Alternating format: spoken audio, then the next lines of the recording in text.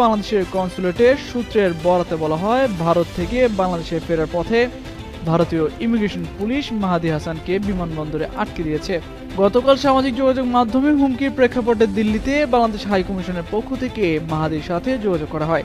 এরপর দুপুর 12টা 20 মিনিটে ইন্ডিগো এয়ারলাইন্সের একটি ফ্লাইটে ঢাকার উদ্দেশ্যে যাত্রা করার জন্য মাহাদি দিল্লি বিমানবন্দরে গেলে সেখানে ইমিগ্রেশন পুলিশ তাকে আটক করে।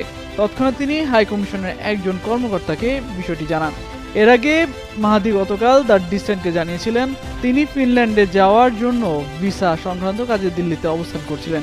মূলত গতকালই মাহাদি জানান দিল্লিতে ভিএফএস সেন্টারে গিয়েছিলেন ভিসা সংক্রান্ত কাগজপত্র জমা দিতে।